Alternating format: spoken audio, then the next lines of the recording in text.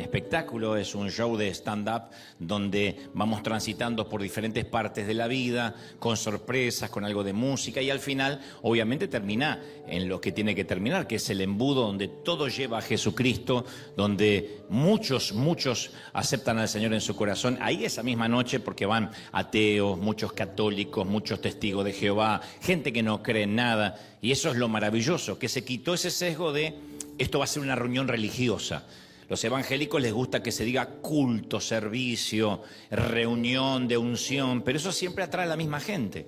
Entonces esto lo que hace es traer gente de todos los niveles, de todos los estratos sociales que no creen en nada y dice voy a ver este espectáculo, y se llevan la sorpresa porque el Espíritu Santo nunca deja de estar ahí presente, porque Dios habla de un modo diferente y son 2 horas y media donde Dios los impacta. Así que gracias por apoyarme en todo lo que todavía queda de este año, pero vamos a seguir, y les mando un saludo muy especial otra vez a estos 3 queridos países. Que Dios los bendiga muchísimo.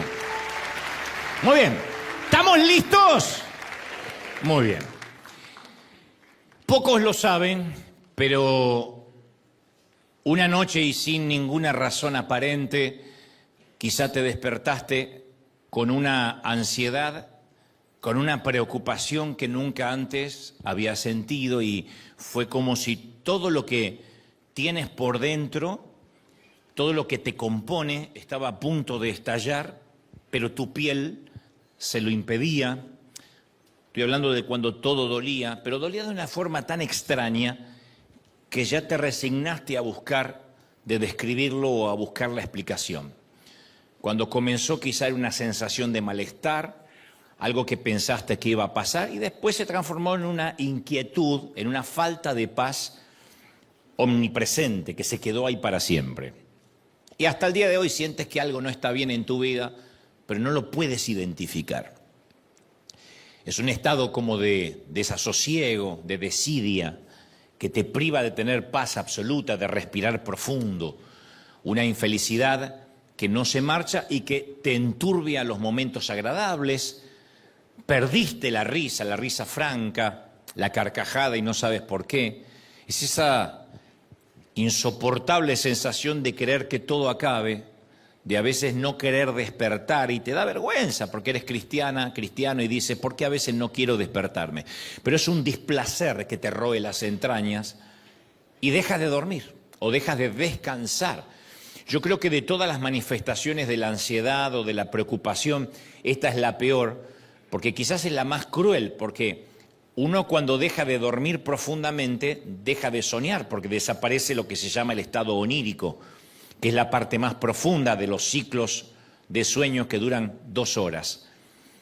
Cada vez que dormimos, los ciclos horarios, los ciclos oníricos son 2 horas, 2 horas, 2 horas, y la parte más profunda es exactamente a la hora de esas 2 horas. Y cuando uno está como entredormido y se despierta, pierde ese descanso y deja de soñar. Entonces, al menos antes, cuando descansabas, huías de ti mismo por las noches. Ahora ya no, ni siquiera eso, ni siquiera te puedes desconectar de tus pensamientos. Y al principio dejas de disfrutar, nada te satisface, hasta que después todo en la vida te empieza a irritar. Y empieza esa suerte de callosidad emocional, física. Uno empieza a vivir como zombie, y la insensibilidad parece proporcional a lo profundo del pozo en el cual estamos.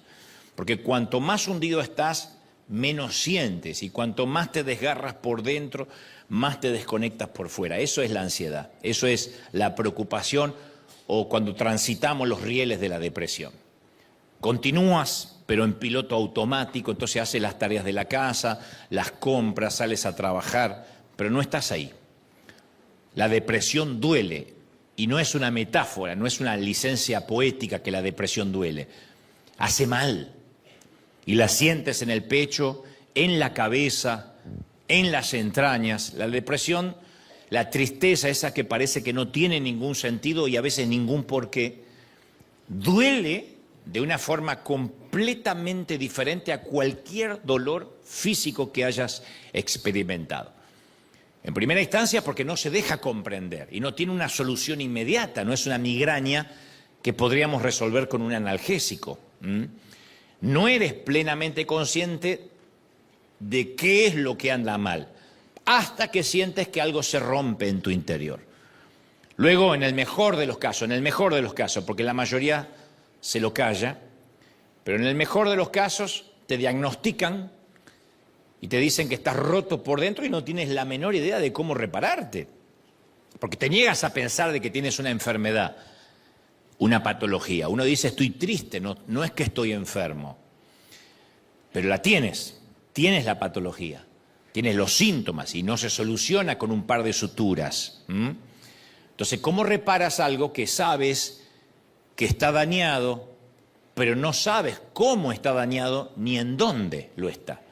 Entonces, la depresión es estar condenado a vivir contigo mismo cuando tú mismo eres tu propio enemigo. Es un camino a través de la oscuridad.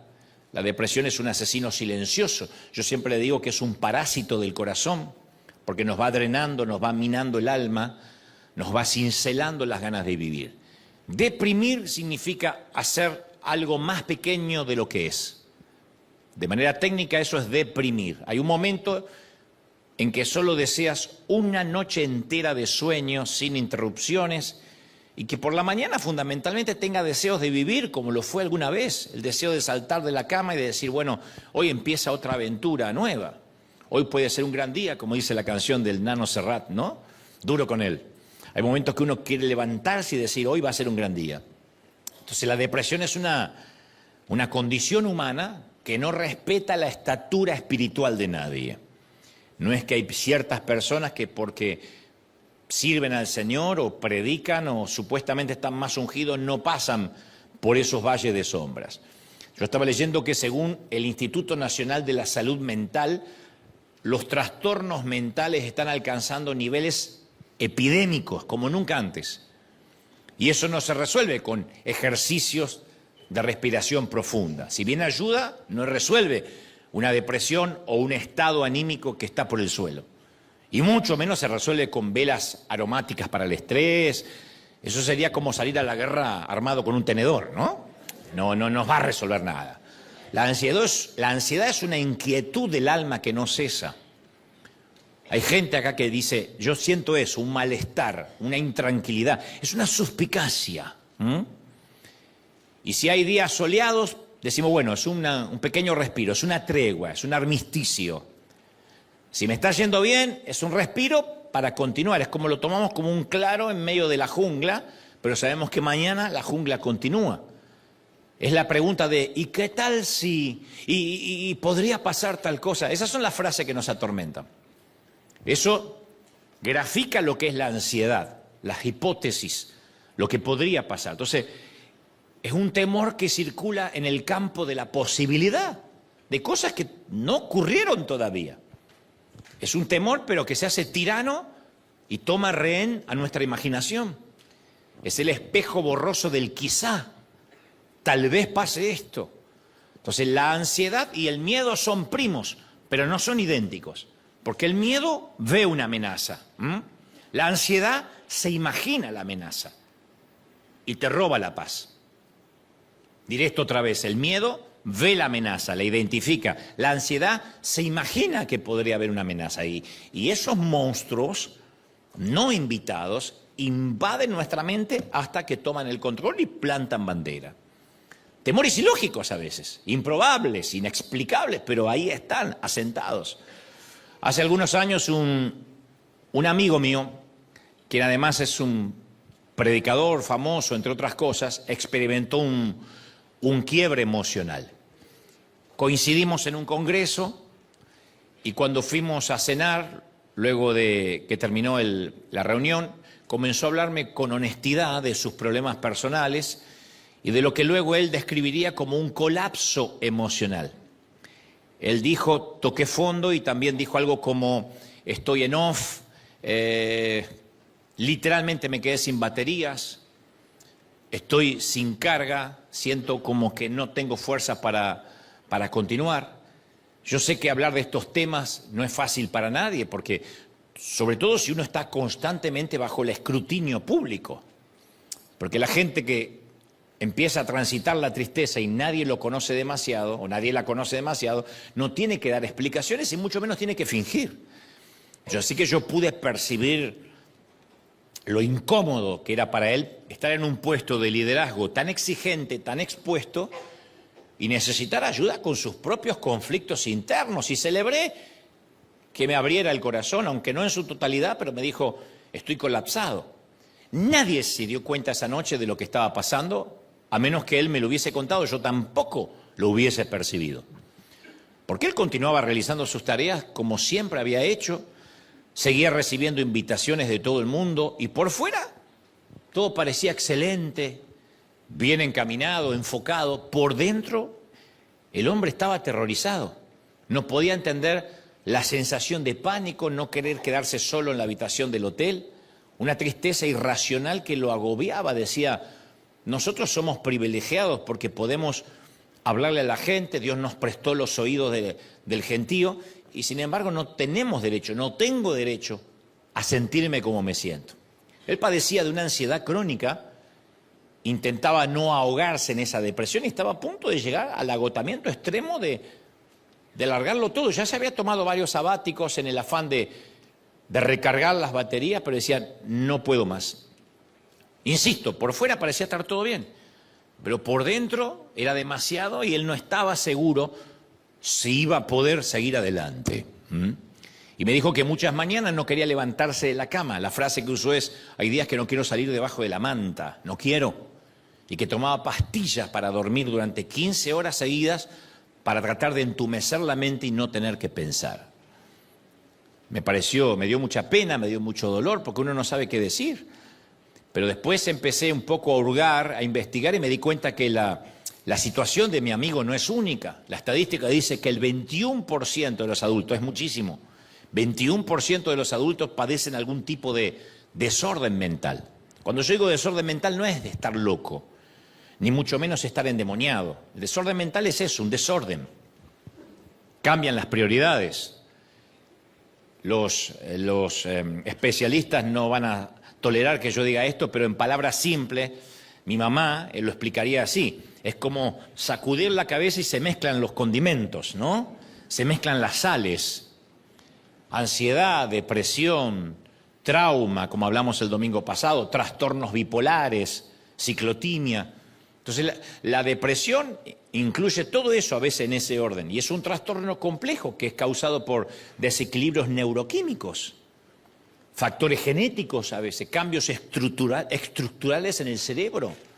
Produce cambios neuroquímicos que transmiten señales de ánimo y motivación y ya dejan de transmitir, como la serotonina, como la dopamina. Incluye alteraciones en el cortisol, que es la hormona del estrés, inflamación cerebral, cambios físicos en las estructuras como el hipocampo, la corteza prefrontal.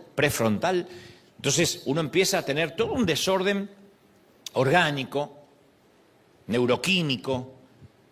Torpemente yo era de los que creía que este tipo de patología solo afectaba a quienes no eran muy espirituales, a cristianos que no eran reales. Uno decía, bueno, es que no está convertido de verdad, si no, no podría estar pasando eso.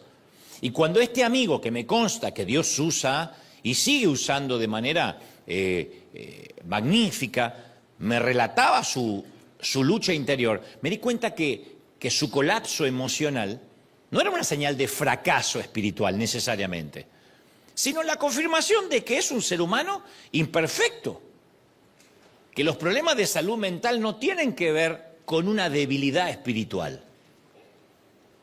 Más bien son afecciones semejantes a la diabetes, a las arritmias cardíacas, la hipertensión, las fracturas óseas, que cuando alguien dice tengo diabetes, uno no dice tienes necesariamente un demonio. O cuando uno dice me fracturé el fémur, uno no dice es un espíritu. Pero cuando alguien dice tengo un desorden mental, inmediatamente pensamos que eso es un terreno espiritual. Y no, también es un terreno clínico, porque no existe una vacuna psicológica y espiritual que evite que mi amigo o cualquier otra persona pueda sufrir algún tipo de desorden mental y ya sea transitorio o crónico que se sostiene a través del tiempo, pero nadie es inmune a que esto suceda. Hay un psicólogo llamado Robert Leahy que señaló que el niño promedio de hoy, nuestros hijos, tienen el mismo nivel de ansiedad que un paciente psiquiátrico promedio de los años 50. Y él dice, nos hemos convertido en gente al borde del colapso nervioso. Nuestros hijos, si siguen así, van a sufrir desórdenes, colapsos emocionales, tienen muy poca resistencia al rechazo, un umbral muy bajo a la frustración, de manera que se percibe que vamos hacia una generación mucho más frágil que la que conocemos ahora como de cristal. Ofendidizos, al primer golpe quieren perder la vida. Eso es porque están, insisto, al nivel de un enfermo psiquiátrico de nuestros abuelos o bisabuelos. Y hay muchos cristianos que consideran los problemas de salud mental como un estigma y tienen miedo que si sus dificultades se llegan a conocer, los demás los van a ver como personas emocionalmente frágiles o, lo que es peor, débiles en la fe. Entonces muchos consideran que no deberíamos tener problemas emocionales porque estamos llenos del Espíritu Santo. Si el Espíritu Santo nos llena, ¿cómo vamos a tener un desorden mental? Entonces hay algunas iglesias, creo que una gran mayoría, que hasta afirman, sostienen que hay algún tipo de pecado que debemos confesar y que cuando lo hagamos dejaremos de sentirnos ansiosos, deprimidos, abrumados o agotados. Y como digo siempre, a lo que nos sucede a veces nos agregan la cuota helada de la culpa. Empezar a buscar qué pecado no confesé. Y esto hace a menudo que quienes padecen estos síntomas se sientan aislados, avergonzados, sin apoyo, porque no es un tema que se predica mucho tampoco. En todo caso, dice el que tiene algún tema de tristeza, pase al altar que vamos a orar, como si fuera ósmosis, magia, y eso no ocurre. Pero insisto, enfrentar problemas de desórdenes mentales, de salud mental, no significa que no tengamos suficiente fe, ni que nuestra fe esté dañada, solo significa de que somos humanos. Somos humanos. Y en cualquier caso, nuestros temas de salud mental se agravan porque con demasiada frecuencia es algo de lo cual no hablamos. Primero porque no sabemos expresarlo, no podemos articular. Si decimos estoy triste, nos empiezan a decir, ¿y triste por qué? Si tienes hijos, si tienes un marido, por eso. Pero si tienes esposa, pero ¿qué te falta? Te vi con un auto nuevo, triste, ¿no? ¿Cómo te vas a quejar? Pero no tiene que ver con lo que uno tenga material, afectivo. Pero triste porque si sirves al Señor, tampoco tiene que ver con eso. No hay una explicación para ese parásito que se nos mete en la mente. Y afortunadamente esto de no hablar, esta reticencia, está empezando a cambiar en las congregaciones, pero durante mucho tiempo lo hemos mantenido en secreto como si fuera algo vergonzoso que debiéramos ocultar. Peor aún, la Iglesia ha guardado silencio sobre los desórdenes mentales, lo cual es trágico y desgarrador, porque o las iglesias o las congregaciones deberían ser el lugar más honesto y seguro del mundo. Debería ser el lugar donde uno puede hablar de todo, decir, sin ser juzgado, sin que alguien diga, pero no entiendo, hay algo oculto, algo habrás hecho. Yo quiero que comprendamos que nuestra salud mental es dinámica, no es estática. No podemos decir aquí hay gente con salud mental y otros que no tienen esa misma salud. No, va cambiando, lo cual significa que no es inmutable, sino que nuestro cerebro cambia constantemente, con la edad, con la andropausia, con la menopausia, con la adolescencia, con la vida adulta, con el cambio de estado civil, con el cambio de estatus migratorio. Hay cosas que nos pasan en la vida y fluctúa a lo largo de nuestra vida nuestra manera de pensar. ¿En respuesta a qué? A los retos que enfrentamos. Entonces podemos estar mentalmente sanos durante un tiempo y luego por alguna razón dejar de estarlo. No es que decimos yo soy sano, como no podemos decir yo nunca me resfrío. No, por ahí ahora estamos bien y por ahí después tenemos una gripa. Entonces podemos sufrir un trauma, experimentar un cambio fisiológico en nuestro cuerpo, tomar decisiones autodestructivas, involucrarnos en una relación tóxica y como resultado caer de repente en picada desde la estabilidad de nuestra salud mental hacia un abismo aterrador, hacia un bucle descendente. Eso puede pasar, teniendo a Cristo o no teniendo a Cristo. Puede pasar que estamos bien y una temporada nos toca pasar de la primavera al invierno o del verano al invierno sin escalas. Entonces puede que hoy aquí y en casa estés diciendo, bueno, me siento muy ansioso, me siento muy triste, preocupado, yo no sé si voy a poder salir adelante este año. Otros dicen, no sé por qué me siento tan estrangulado, ahogado, apenas puedo respirar, estoy deprimido y no sé por qué. Eso es lo que más molesta cuando no sabemos por qué. Porque lo tomamos como un ataque a traición, decíamos, pero si estoy bien, no tengo razones para estar mal. Te repito, todo esto no quiere decir que no seas un buen cristiano, solo indica que eres humano y que en el mundo el Señor dijo que tendríamos aflicciones, y algunas aflicciones no vienen necesariamente de afuera, sino de dentro nuestro. Sí somos salvos y sí tenemos al Espíritu Santo, pero recordemos que Pablo le dice a los Corintios en la segunda carta, capítulo 4, versículo 7, que tenemos este tesoro en vasos de barro. No somos vasos de oro, somos vasos de barro conteniendo un tesoro. Tenemos a Cristo, tenemos al Espíritu Santo, pero por ahora, de este lado de la eternidad, somos vasos de barro. ¿Sí? Sosteniendo algo o conteniendo algo maravilloso. Entonces a veces suponemos que la fe lo va a arreglar todo. Sin embargo, yo nunca oí a nadie decir, uy, yo respondí al llamado del Señor y de alguna manera mi puntuación de crédito subió al otro día. ¿Qué tiene que ver tener al Espíritu Santo con tener un mal crédito o un buen crédito? Eso va a depender de otros factores, no de la fe.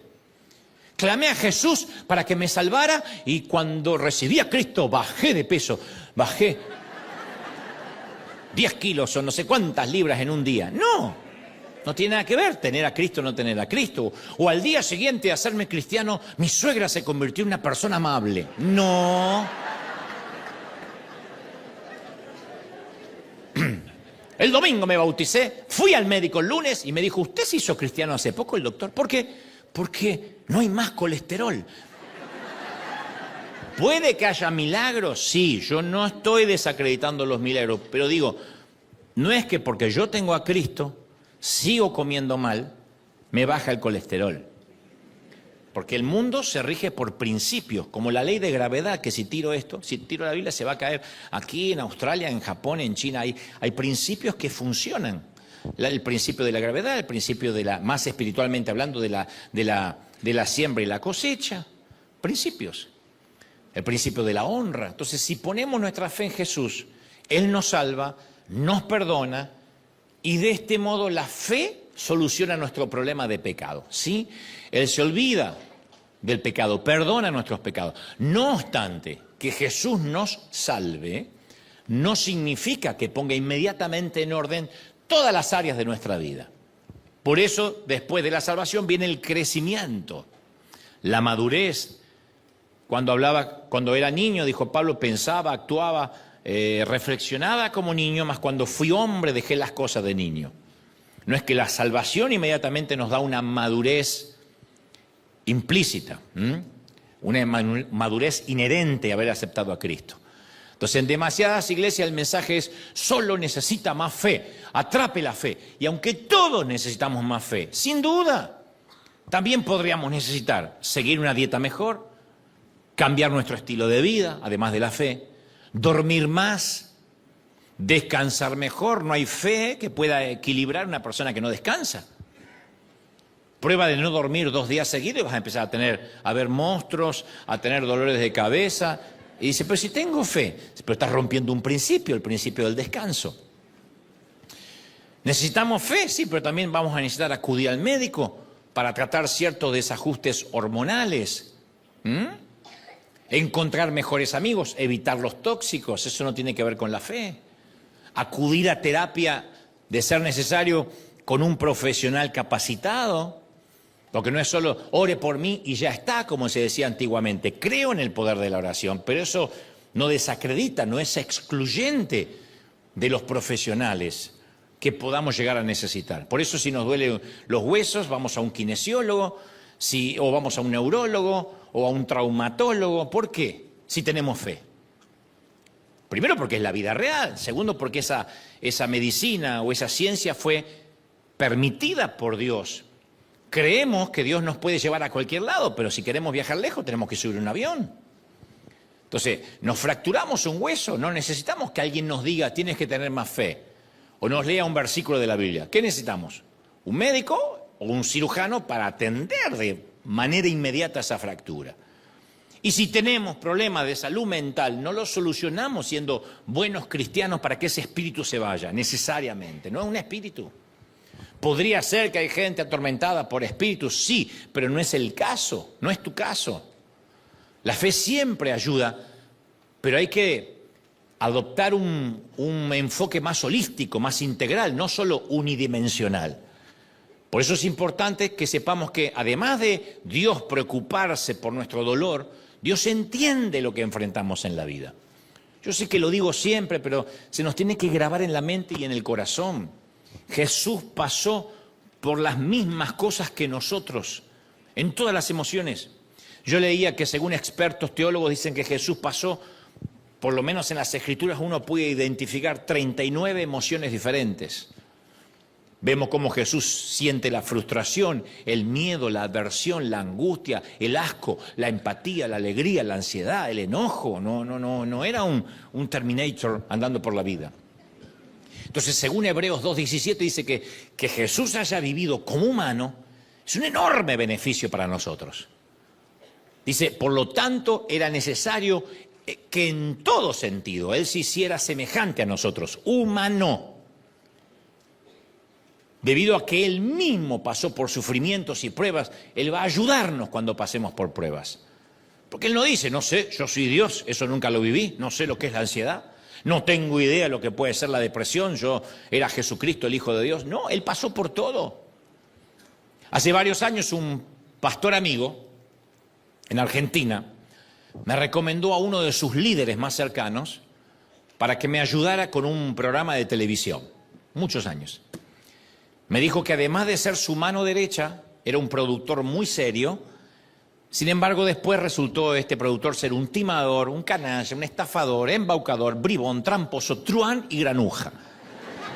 Rata de dos patas, diría la profeta Paquita. El tipo se sentó a tomar solo un café conmigo y luego me hizo una demanda, alegando que le debía $50,000 por un contrato que nunca firmamos y por algo que tampoco habíamos convenido ni siquiera verbalmente. Obviamente, ¿qué hago? Llamo al pastor que me lo recomendó. Le cuento lo sucedido, lo increpo, le digo, pastor, el tipo que me trajiste me acaba de llegar una demanda. Y él me contesta de modo despectivo, bueno, deberías dejarlo en manos de Dios. Él te va a defender. Claro que ya lo había dejado en manos de Dios. Ahora estaba queriendo dejarlo en manos de Él, que haga algo. Pero yo no entendía cómo ni siquiera era capaz de decirme, bueno, voy a hablar con este hombre, porque no tiene derecho a hacerte algo así. Oh, pero no puede ser si yo mismo te lo recomendé, me está haciendo quedar mal. No. Él dijo, no sé, bueno, ustedes sabrán los negocios que han hecho. Le digo, no hicimos ningún negocio, tomamos un café. Apareció un año después con una demanda. Me dice que trabajó para mí un año cuando yo no lo vi nunca y nunca lo contraté. No sé, me decía.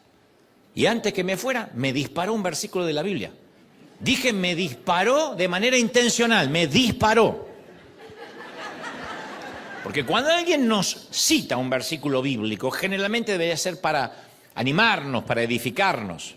Sin embargo, cuando nos disparan un versículo, lo sentimos como una agresión, como una provocación. Me dijo, mi viejo recuerda lo que dice Santiago, tened por sumo gozo cuando os halléis en diversas pruebas. O sea, también tenía que estar gozoso de que el amigo me estafara. You grandmother, tu abuela. Yo dije, ¿esto que me está pasando es real? Hace un minuto antes de entrar a hablar con este hombre, yo no sabía si era posible sentirme peor y ahora este hombre logra hacerlo con un solo versículo de la Biblia.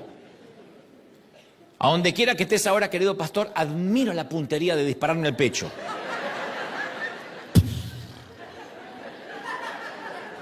Así. Ahora, yo reconozco que el colapso mental y la ansiedad son fenómenos complejos, porque yo me acuerdo que a partir de esa demanda pasaron 8 años donde yo ya no podía respirar tranquilo. Ya sé, era una demanda legal, hoy me río de eso, ni siquiera una demanda criminal, no era ni siquiera, era en el ámbito civil, ¿no? De manera que después me tuve que acostumbrar a eso. Cuando uno maneja empleados o tiene compañías o empresas, es lógico y se encargan los abogados, a veces injustamente, a veces justamente. Son peleas que se dimiten en una corte y después hay una sentencia favorable, ¿no? Y siempre se trata de dinero.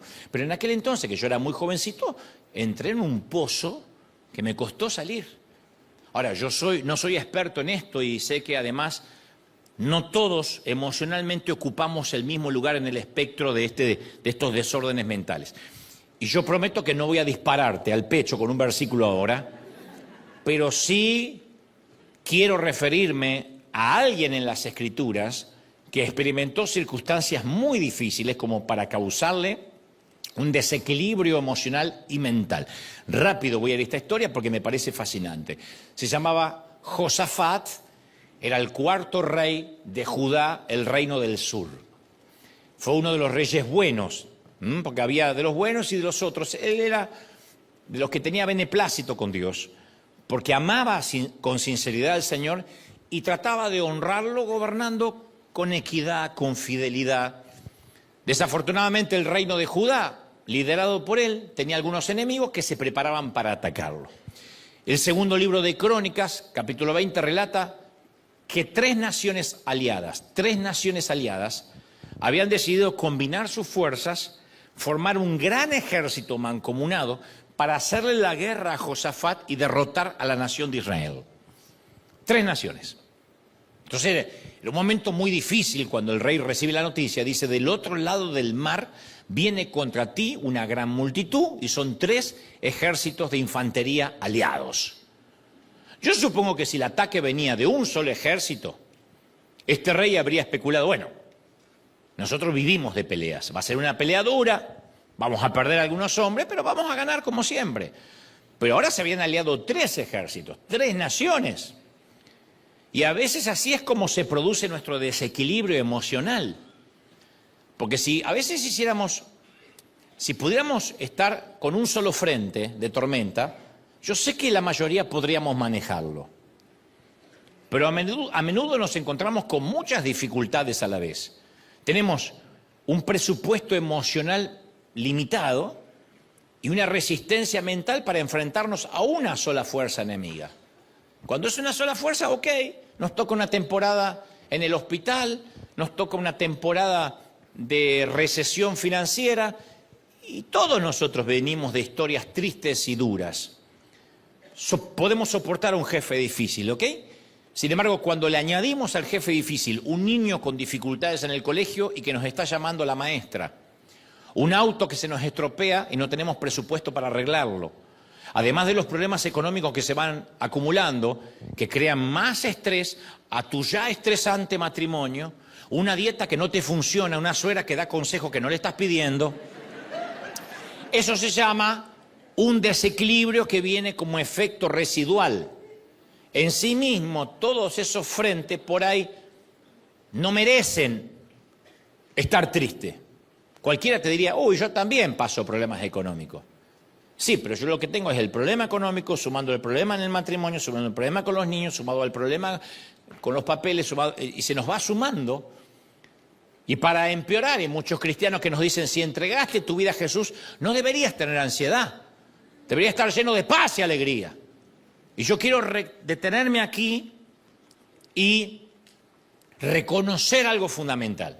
Otra vez, la ansiedad, la depresión, la tristeza no son un pecado.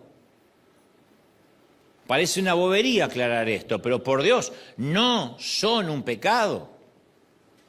Pues el resultado del pecado, sí, como la diabetes, como el cáncer, pero no es un pecado en sí mismo. Porque Jesús nunca pecó, pero experimentó todo eso. ¿Recuerdas cuando estaba en el huerto de Getsemaní? Sabía que lo iban a traicionar, que lo iban a torturar físicamente, que lo iban a crucificar, que cargaría con los pecados del mundo. Y su respuesta no fue quedarse de pie en el huerto y cantar, Esta alegría que yo siento en mi ser es el poder de Dios. No cantó eso. No, se postró rostro en tierra, angustiado, y lloró. El Hijo de Dios lloró. Esas son señales inequívocas de ansiedad en un adulto. Ahora un niño, bueno, tiene 33 años y llora como un chico. ¿Cuál era el estado anímico de Jesús? ¿Una paz total? No, en absoluto. La Biblia afirma que estaba en tal agonía, hay una versión que dice, en tal depresión anímica, en su espíritu, que su sudor caía en tierra como grandes gotas de sangre. Y hay de los que dicen que es una metáfora, y hay de médicos, teólogos que dicen no. Literalmente, cuando estamos bajo mucha presión, nuestros vasos capilares podrían estallar y literalmente sudar sangre. Lo que sea, no describe un Jesús desbordando alegría. Una agonía que lo hacía sudar sangre. Entonces la ansiedad no es pecado, es una señal de alarma. Estamos conduciendo y parpadea una luz roja en el tablero del automóvil. No significa de que el auto esté haciendo necesariamente algo malo. Esa luz intermitente es una señal de alerta que de algún modo interno tenemos que resolver. Porque hay un problema que no podemos ver y que nos lo está diciendo. Entonces cuando se enciende esa luz roja, no escondemos el auto en el garage con la esperanza que nadie note que el auto tiene un problema. No, lo llevamos a un mecánico o un experto en descubrir lo que significa esa luz y que eventualmente sabe cómo arreglar el desperfecto. Bueno, del mismo modo, desde una perspectiva espiritual, la ansiedad, la preocupación, la tristeza, no es un pecado, es una señal de alerta sobre tres cosas básicas que deberíamos saber. Acá donde yo me cuido de no estar disparándote un versículo, pero yo lo pasé, lo atravesé varias veces y no dudo que tenga que volver a atravesar esos valles de tristeza. Y hay tres cosas básicas que uno puede hacer, que las hizo Josafat y que son sanadoras, extraordinariamente efectivas. Porque yo no te diría algo que no podrías dilucidar o aplicar. Esto es muy aplicable, muy utilitario, muy práctico. Número uno, aunque parezca un consejo obvio, cuando uno se siente así, es tiempo de orar. Yo sé lo que están sintiendo. Ok, nos estás mandando a orar. Es tiempo de orar de verdad. Porque la ansiedad es señal de que es tiempo de orar. Pero ya no solo por los alimentos. Señor, bendice este burrito al pastor en el nombre de Jesús. Amén. No así. No es tiempo de orar un poquito antes de encender Netflix. Ni orar, ni esperar una vez al año en la mesa de acción de gracias. Es tiempo de orar de verdad. Es exactamente lo que hizo el rey Josafat. Con todos reunidos, Josafat eleva una oración sincera en la que reconoce tanto su temor como su fe. O sea, no es un enajenado que empieza a hablar en fe. Reconoce el temor. Hay 3 ejércitos que vienen contra él. Y dice, Dios, Señor de nuestros antepasados, ¿no eres tú el Dios del cielo y el que gobierna todas las naciones? Es tal tu fuerza y tal tu poder que no hay quien pueda resistirte. Él dice, tú estás detrás de este tablero. Hay una famosa escritora, la doctora Caroline Leaf. La doctora Leaf, cuando uno lee su descripción en las contraportadas de sus libros, dice, especialista en trastornos de comunicación neurocientífica cognitiva, tiene un máster, doctorado, licenciatura en logopedia y especializado en neurología cognitiva y metacognitiva. No sé qué cuerno significa todo eso. Salvo que es una escritora brillante, ¿no? Y la doctora Leaf escribió un libro que dice Enciende tu cerebro. Maravilloso. Y según los resultados de su investigación, ella aborda esta conclusión. Dice, 12 minutos diarios de oración enfocada. 12 minutos. Mucho menos que lo que algunos dedican al gimnasio, mucho menos de lo que dura una serie de Netflix, mucho menos de lo que estaríamos dando vuelta por un mall o un centro comercial. 12 minutos diarios durante un periodo de 8 semanas seguidas, 2 meses. 12 minutos diarios durante 2 meses puede modificar nuestro cerebro a niveles detectables en un escáner cerebral. O sea, no es una metáfora, no es algo espiritual que no se pueda palpar. En un escáner cerebral se puede ver cómo el cerebro va creando nuevas sinapsis, nuevas conexiones. Impresionante. O sea, la oración no solo toca el corazón de Dios, sino que también científicamente cambia la bioquímica de nuestro cerebro. La cambia. 12 minutos al día de oración enfocada logran una transformación real de la mente. No metafórica, real. Entonces la investigación de la doctora Leaf confirma lo que se nos dice en Romanos 12:2. No se amolden al mundo actual, sino que sean transformados mediante ¿qué? Mediante la renovación de la mente. Claro, no es una licencia poética. La mente se renueva con 12 minutos diarios. ¿Por qué son 12 y no son 11 o 10 o 15? No sé. Hablen con la doctora Leaf. Lo que yo sé es, mirá lo que hace 12 minutos, imagínate lo que puede hacer más. Ahora, sabemos que Dios no solo le dio a Pablo una metáfora, sino que la oración de verdad renueva nuestra mente, la cambia nuestra manera de pensar, altera nuestros engramas mentales. Nuestra neurogénesis nunca se detiene, pero ahora va creando nuevas conexiones cerebrales que no teníamos antes. La ciencia habla de lo que se llama la neuroplasticidad, que es la capacidad del cerebro para cambiar. A cualquier edad, adaptarse, reorganizarse mediante la modificación de sus conexiones sinápticas. No es que uno dice, yo ya pienso así y a mí no me cambia más nadie. Ese es terco, no es que no le funcione el cerebro. Lo tiene sin estrenar, pero porque quiere, por opción. Entonces, como una vez te dije, en el mensaje Surcos, en esencia, cuanto más pensamos en algo, más fácil nos resulta volver a ese pensamiento. Entonces vamos creando una vía neuronal como un patrón mental. Es como la pornografía, cuando volvemos y volvemos y volvemos, se crea un patrón, un surco, como los traumas, como los malos pensamientos, como las tristezas. Entonces en nuestro cerebro hay una pequeña parte con forma de almendra llamada amígdala. Y esa amígdala hace el trabajo para la cual Dios la creó. Activa la liberación de la adrenalina, aumenta el ritmo cardíaco, eleva la presión arterial, dispara los niveles de cortisol, lo que a su vez estimula la liberación de glucosa en la sangre. Todo eso, Dios lo puso. La amígdala es el mother de la computadora, es el cerebro de la computadora, en una forma ahora sí metafórica, ¿no? Todo eso nos prepara para que ante un peligro luchemos o huyamos, para que no nos quedemos congelados.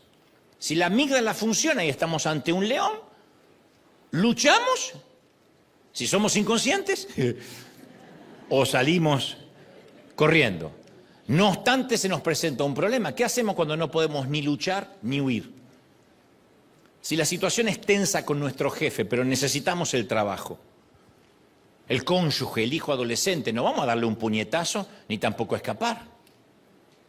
Si tenemos problemas financieros, no podemos luchar ni huir. Hay que tratar de pagar, de honrar las deudas. Entonces, ¿qué pasa? Al no poder responder de manera física a esas tensiones, entonces empezamos a darle vueltas al problema. Entonces la adrenalina y el cortisol dan vuelta por nuestro torrente sanguíneo como señoras con una tarjeta de crédito en el centro comercial. Damos vuelta. Y darle vueltas al asunto es una puerta a la tristeza. Ese es el núcleo del problema.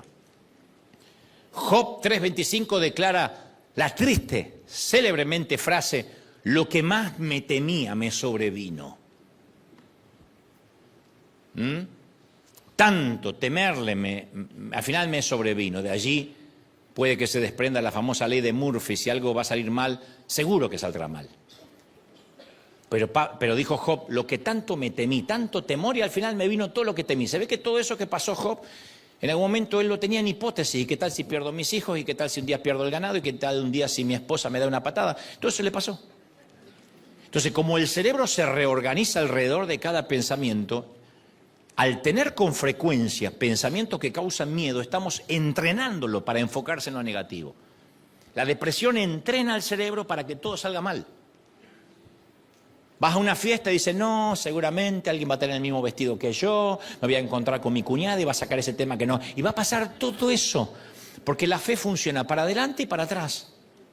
Uno puede tener fe en que las cosas van a salir bien y fe en que las cosas van a salir mal. Es un mecanismo casi natural. Es natural pensar en lo que podría ir mal. Entonces, ¿cómo lo combatimos si es natural?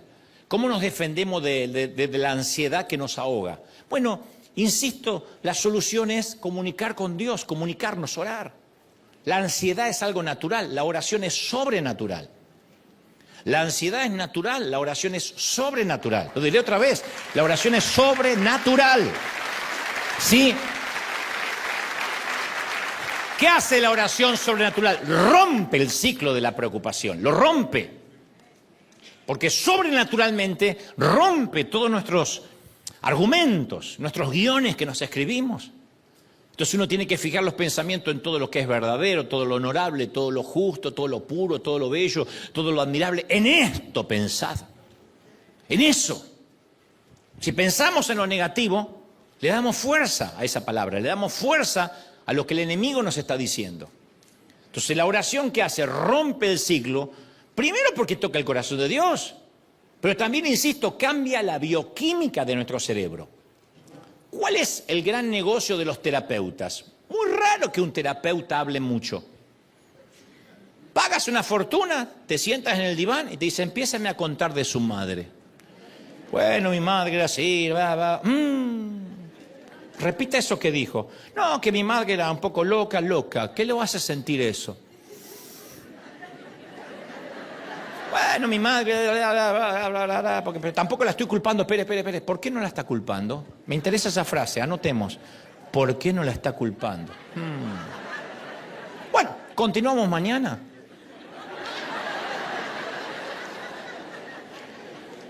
Ahora, no estoy desacreditando el trabajo de los terapeutas. Lo que digo es que la mayoría de las soluciones la encontramos hablando, articulando. Cuando ponemos lo que pasa en el cerebro en palabras, a veces nos damos cuenta que no es tan grande lo que veíamos, el monstruo que imaginamos, o nos damos cuenta que sí es grande. De repente nos damos cuenta, ¡guay, caramba, esto fue un abuso! Cuando lo ponemos cuando está en la mente podemos decir, eso no pasó, no me acuerdo, no quiero pensar. Cuando lo ponemos en palabras decimos, ¡wow, caramba, fue un abuso! O no lo fue. Articular. Y estoy hablando con un terapeuta. Imagínate lo que pasa cuando uno habla con Dios, que además tiene la guía del Espíritu Santo que nos enseña cómo orar. Y nos dice, vamos a hablar de esto. Y nos empieza a dar respuesta. Y en nuestras propias palabras empezamos a ver cuánto sí tenemos. Tenemos más para agradecer que lo que nos está faltando, por lo cual nos quejamos. Entonces, el orar, a priori, hace que articulemos lo que nos está pasando y que hablemos con Dios. No con un terapeuta que no nos va a dar el alta nunca. Dios quiere darnos el alta, Dios quiere que pasemos a nuevas batallas y que ésta se termine, ¿sí? Y darnos victoria.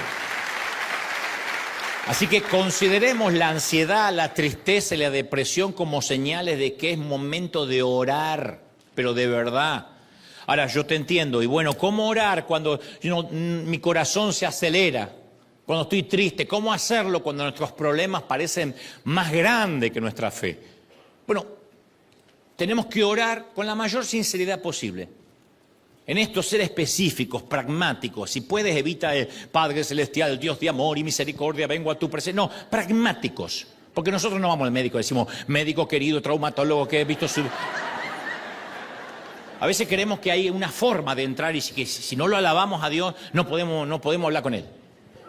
Ese no es el password. El password es ser pragmático. Dios no desoirá un corazón contrito y humillado.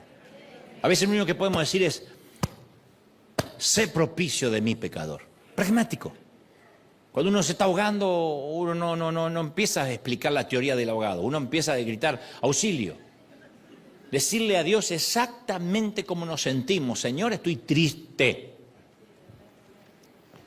Me da mucha vergüenza ser mamá y no encontrarle el sabor de tener hijos. No lo quiero decir porque me van a juzgar. Yo amo a mis hijos, pero perdí el gozo. David no tuvo ningún problema en decir que había perdido el gozo de la salvación. No lo quites. A veces uno dice, me da vergüenza decirlo, Señor, pero perdí el gozo de servirte, perdí el gozo de ir los domingos. No es que Dios te va a juzgar, si ya lo sabe. Ya te ve venir sin gozo. Lo que está queriendo es que le diga, Señor, yo necesito ayuda.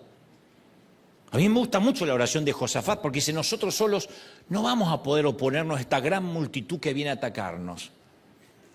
No empieza a proclamar ridiculeces, no empieza a decretar que Él es más grande porque tiene a Dios, que todo eso sí es correcto escrituralmente, pero Él dice, no vamos a poder. Y muchas veces nos sentimos así y pensamos, es demasiado, no puedo con todo, no puedo enfrentar todo, no tengo lo que hace falta. No sé si lo voy a lograr. Siento que no puedo. Y a mí me molesta mucho cuando alguien me dice, ¿cómo que no puede? No invalides mis sentimientos. Está bien, tal vez no tengo derecho a sentir que no puedo, porque tengo a Dios, pero eso no quita que sienta que no puedo. ¿Por qué alguien va a invalidar lo que sientes? Si eso es lo que sientes. Entonces, esta es la situación en la que se encontraba Josafat. Por eso le dice a Dios con total honestidad, no sabemos qué hacer. Y a veces es lo que Dios está queriendo que digamos. Porque a veces parece que tenemos una sociedad con Dios que hay que darle ideas. Señor, ¿qué te parece? He confiado de que tú vas a traer un millonario a pagarme la deuda. No, él no dice, uy, no, vos hoy no lo había pensado. No, como estoy tan metido con los líos de Trump, no estaba en lo tuyo. Es que decirle, no sé, no tengo idea. Entonces Josafat encuentra la fe suficiente y ora a Dios, dice, pero en ti hemos puesto nuestra esperanza. Es lo que termina diciendo, Señor, yo pongo tu esperanza en ti. ¿Cómo lo vas a hacer? No tengo la menor idea. Entonces, esta es nuestra oración cuando uno no sabe qué hacer. No sé qué hacer.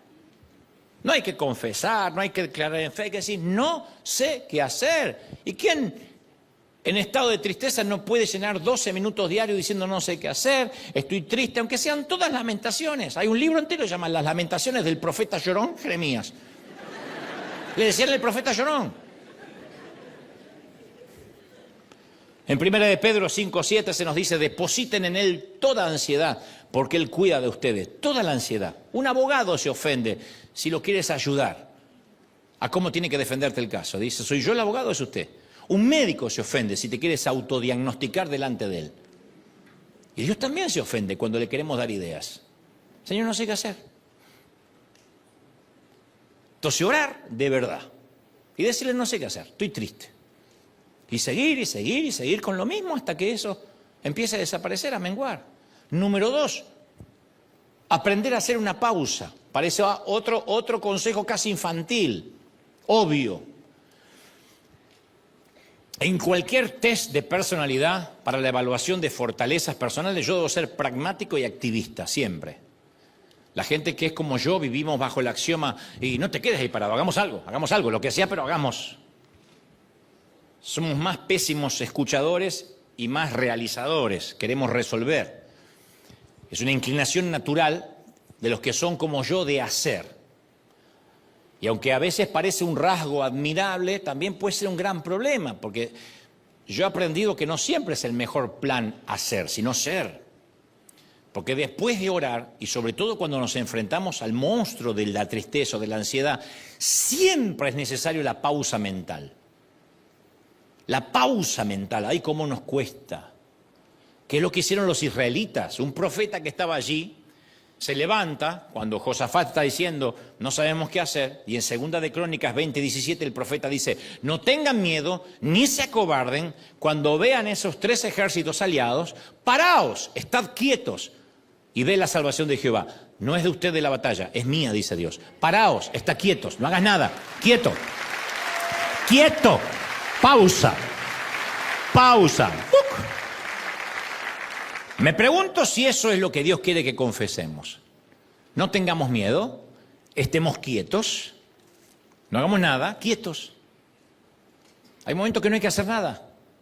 Y yo sé que parece, bueno, pero siento como que si no hago nada, Dios me va a ver como una actitud de desidia, de vagancia. No, esta batalla mental no es nuestra.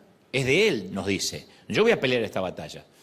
Y Dios afirmaba que podían enfrentarse a un enemigo intimidante, incluso abrumador, porque Él estaría con ellos en la vanguardia. Ellos lo único que necesitaban es estar quietos, parados, hacer una pausa. Yo te conté un par de veces de aquella viajera que visita África y contrata un grupo de cargadores y de guías nativos, y esperando hacer su viaje rápido quedó complacida por el progreso y los muchos kilómetros o millas que cubrieron durante el primer día. Sin embargo, al segundo día, todos los cargadores que había empleado permanecieron sentados y se negaron a moverse. Y ella se sintió frustrada y le preguntó al jefe de las personas contratadas por qué no querían continuar la jornada. Y él le dijo que el primer día habían tenido que ir demasiado rápido y ahora estaban esperando que sus almas alcancen a sus cuerpos. Yo pregunto, ¿alguna vez necesitaste el tiempo y el espacio para que tu alma alcanzara tu cuerpo?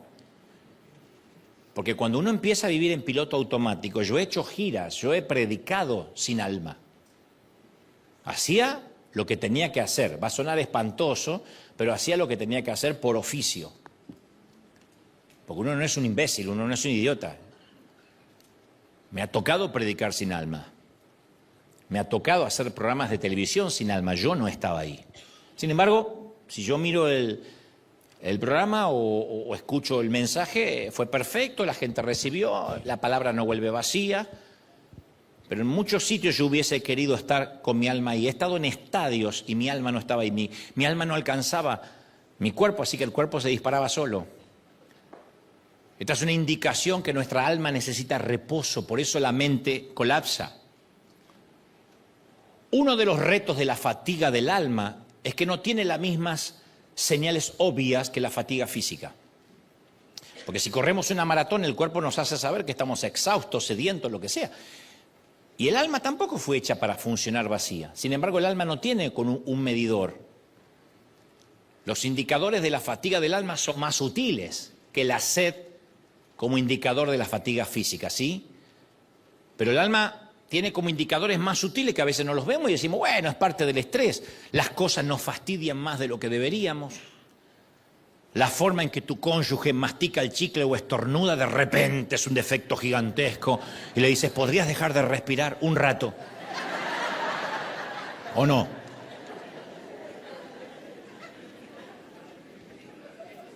Tu hijo no lo soportas. Y dice, pero es mi hijo, pero hay momentos que dicen, ¡ay, no lo tolero! Te resulta difícil tomar una decisión, incluso si es algo sencillo. Te resulta más difícil resistir los impulsos a comer, a beber, a gastar en cosas que no necesitas. Eres un adicto en potencia.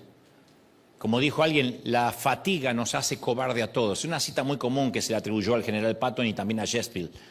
Sea quien sea que lo haya dicho, la fatiga nos hace cobarde a todos.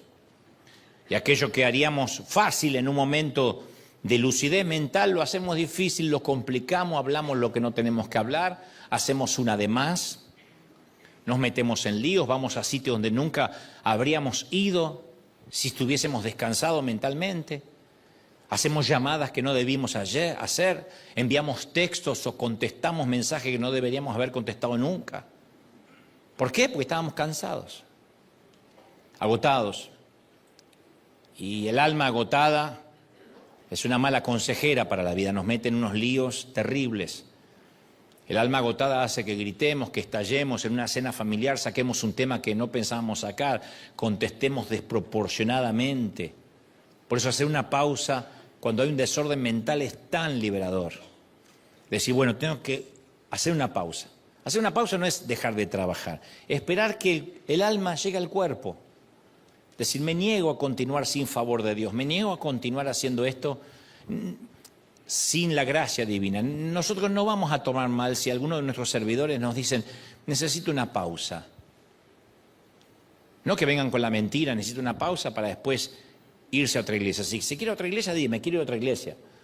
Lo que estoy diciendo es, necesito una pausa. Yo estoy en piloto automático, me empieza a molestar la gente, en la entrada ya no tolero a la gente y nosotros nos dedicamos a amar gente, pero la mente se cansa, entonces a veces necesitamos una pausa además de orar.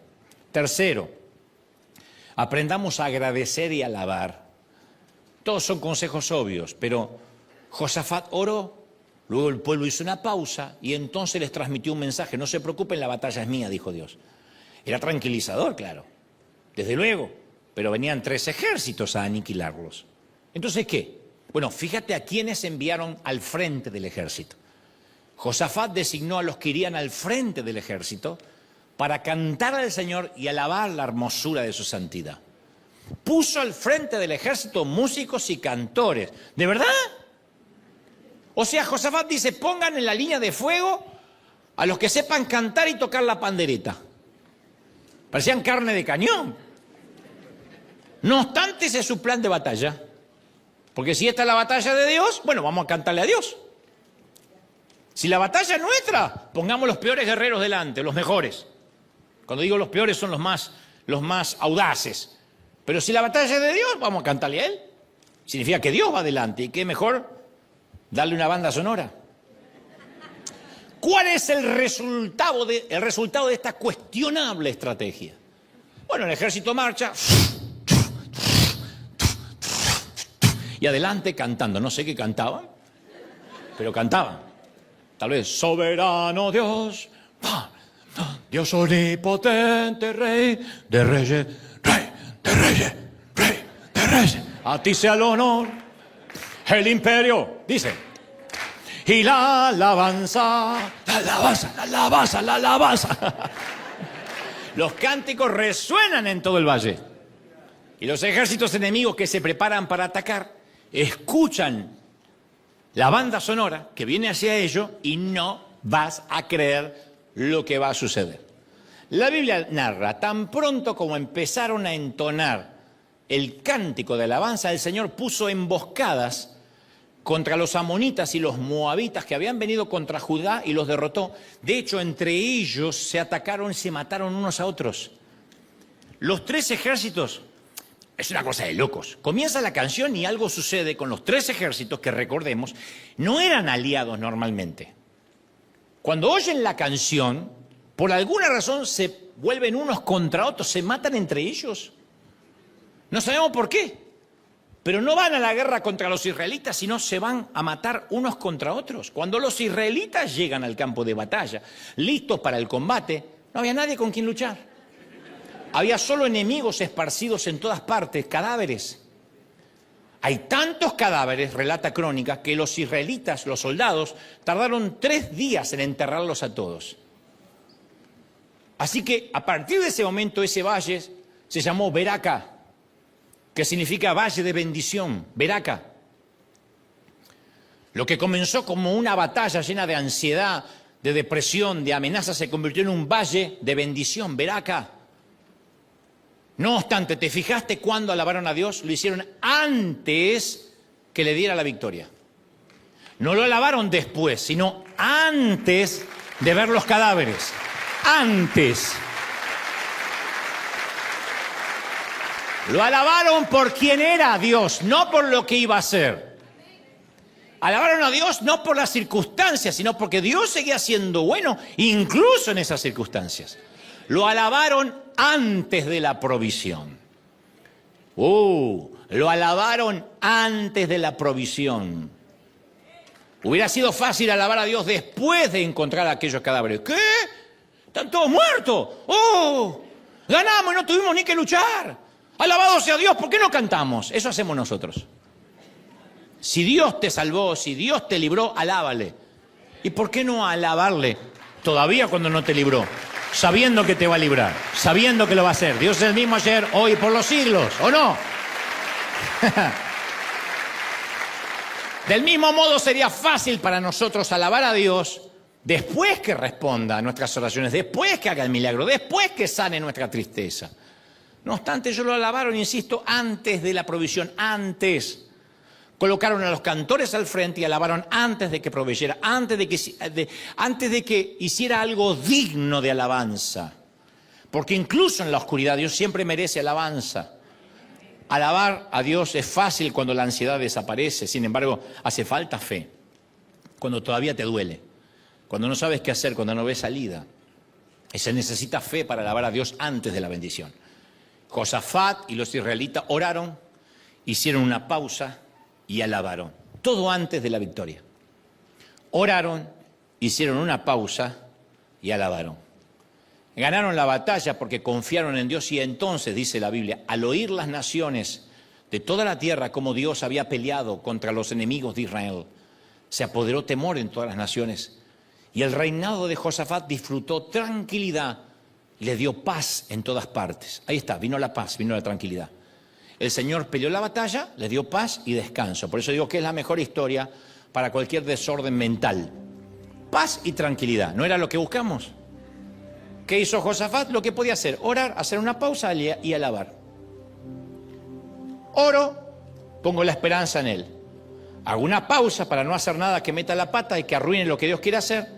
Y alabo porque estoy confiado en que Él va al frente, así que voy a cantarle por la victoria que va a venir.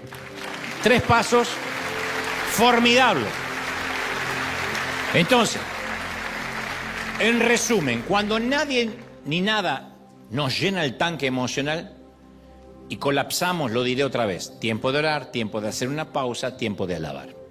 Cuando las cosas se pongan difíciles, nos vamos a sentir inclinados a tomar el control de aquello que nos tiene preocupados. Y ahí metemos la pata, porque vamos a tratar de arreglar algo enojados. Y el enojo nunca es un buen condimento en las relaciones, por ejemplo. Sin embargo, hay que resistir esa tentación. En lugar de eso, depositar nuestras cargas en Dios. Tiempo de orar. No sé qué hacer. Cuando nos sintamos abrumados por los problemas y tenemos la tentación de actuar, de hacer algo, dejemos que Él haga lo que solo Él puede hacer. Tiempo de hacer una pausa. Cuando sintamos que nos enfrentamos a una situación que va más allá de nuestras fuerzas y tenemos muchas ganas de quejarnos, en lugar de eso dirijamos nuestros pensamientos a Dios porque es tiempo de alabar antes de la provisión. Una de las muchas razones por las cuales estas disciplinas espirituales, orar, hacer una pausa y alabar, funcionan, es que renuevan nuestra mente. Y renovar la mente es como limpiar, recodificar la forma en que nuestro cerebro procesa la información de la vida. Un comentario final. Ni mi amigo pastor del que te hablé al inicio, ni tú ni yo, vamos a alcanzar en esta vida un estado permanente libre de preocupaciones, de ansiedad, y no estamos libres de futuros colapsos mentales. Entonces, como seres humanos imperfectos, tenemos que tener en claro que Dios todavía no terminó la obra en nosotros. Es un proceso continuo. Nos va a llevar toda la vida, ¿sí? Pero te doy mi palabra que vamos a salir adelante y te prometo que el colapso mental solo nos va a acercar más que nunca a Dios, nos va a enseñar a orar, a pausar y sobre todo a alabar, que es la alabanza que Dios más bendice antes de la provisión. Vamos a celebrar a nuestro